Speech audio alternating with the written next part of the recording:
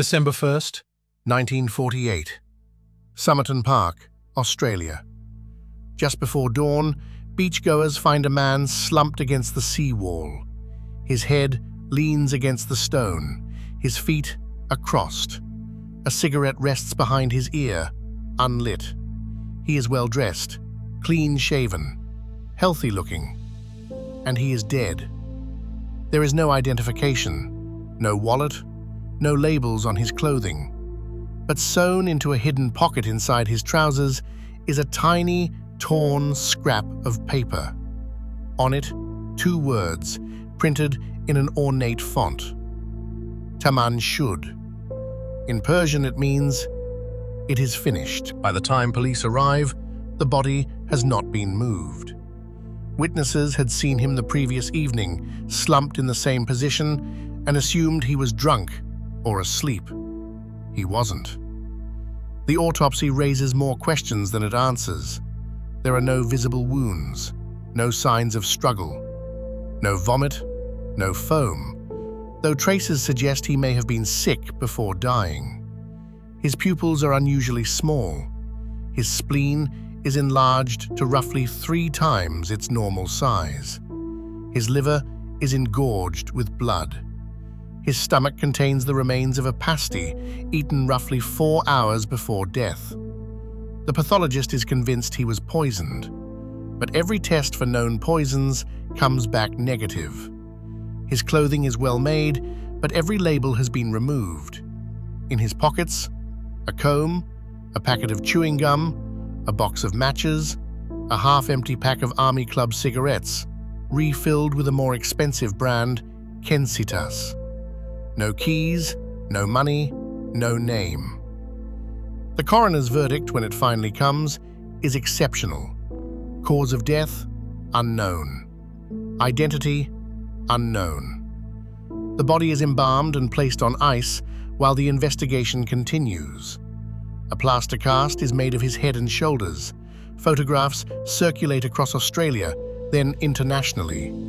Fingerprints are sent to every major police agency on Earth. Nothing matches. The man on the beach has been seen by thousands and recognized by no one. 6 weeks after the body is found, a clue surfaces. At the Adelaide railway station, staff open an unclaimed suitcase that had been checked into the cloakroom the morning before the death. Inside, a dressing gown, slippers, pajamas, a stencil kit of the kind used by ship's officers, a pair of scissors, a knife, and clothing, again with every label carefully removed, except 3. Each carries the name T. Keane. Police chase the lead across the country. There is no T. Keane. There never was. The name appears to have been planted or kept on purpose to mislead. Then, a stranger break. Tucked in the secret pocket, that scrap with Taman Shud is traced to a specific edition of a book of Persian poetry, the Rubaiyat of Omar Khayyam. The book is not in any library, but weeks later, a man in Glenelg, 2 suburbs from Somerton Beach, walks into the police station with a copy. He had found it tossed into the back seat of his unlocked car the night before the body was discovered. The final page is torn. The torn edge matches the scrap. Inside the back cover, faintly penciled, a phone number. The number belongs to a 27-year-old nurse who lives a 5-minute walk from where the body was found. The press never names her. She is known only as Jestyn. When questioned, she nearly faints. She insists she has no idea who the dead man is. She gave a copy of the Rubaiyat to a soldier years earlier, but he is alive and accounted for. The detectives leave unconvinced. She is hiding something. They simply cannot prove what. Inside the back cover of the Rubaiyat, beneath the phone number, is something stranger. 5 lines of capital letters pressed lightly in pencil, as if traced from indentations on a page above. The letters form no word in any language. The second line is crossed out.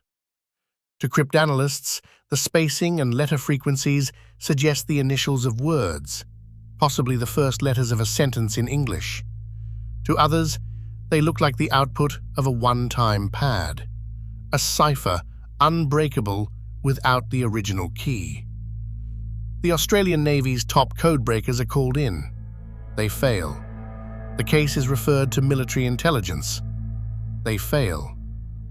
In the decades that follow, the letters are submitted to professional cryptographers, amateur enthusiasts, mathematicians, university computing departments. Every attempt fails. The Cold War is at its height. South Australia is home to Woomera, a top-secret missile testing range. There are rumors of Soviet intelligence activity in Adelaide. The code, the missing labels, the Persian poetry, the woman who lied. To many investigators, the picture is unmistakable. The Somerton Man was a spy. But spies do not, as a rule, die in public, leaning against sea walls with cigarettes behind their ears. They are buried quietly, somewhere else. And the code, if it is a code, has never been broken.